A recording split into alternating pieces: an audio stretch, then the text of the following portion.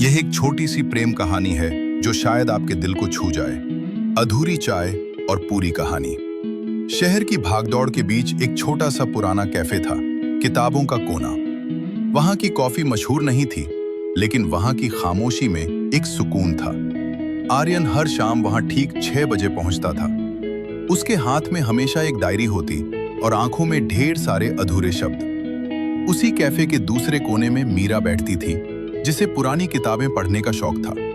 पहली मुलाकात एक दिन बाहर बहुत तेज बारिश हो रही थी। कैफे में भीड़ बढ़ गई और बैठने की जगह कम पड़ गई। मीरा अपनी किताब में खोई थी जब आर्यन ने हिचकिचाते हुए पूछा, क्या मैं यहाँ बैठ सकता हूँ?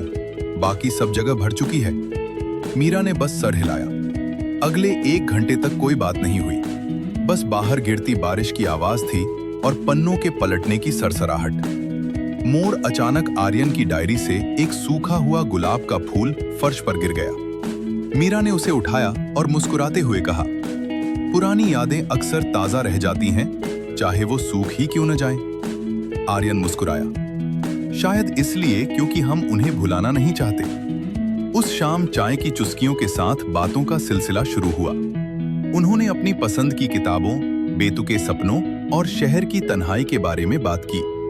आर्यन को लगा जैसे उसकी डायरी के अधूरे शब्दों को आवाज मिल गई हो। इकरार की सादगी महीनों बीत गए। अब 6 बजे का मतलब सिर्फ वक्त नहीं, बल्कि एक दूसरे का इंतजार था। एक शाम जब सूरज ढल रहा था, आर्यन ने अपनी डायरी मीरा की तरफ बढ़ा दी। आखिरी पन्ने पर लिखा था, किताबों के बीच तुम्हें ढूंढा था, पर तुम तो मेरी कहानी का सबसे खूबसूरत हिस्सा बन गई। क्या तुम इस कहानी को हम में बदलना चाहोगी? मीरा ने आर्यन की आंखों में देखा। वहां कोई बड़े वादे नहीं थे, बस एक सादगी भरी सच्चाई थी। उसने धीरे से आर्यन का हाथ थामा और कहा, चाय ठंडी हो रही है और हमारी कहानी अभी शुरू होनी है। बाहर बारिश रुक चुकी थी, लेकिन उस छोटे से कैफे में एक नई धूप खिल रही थी।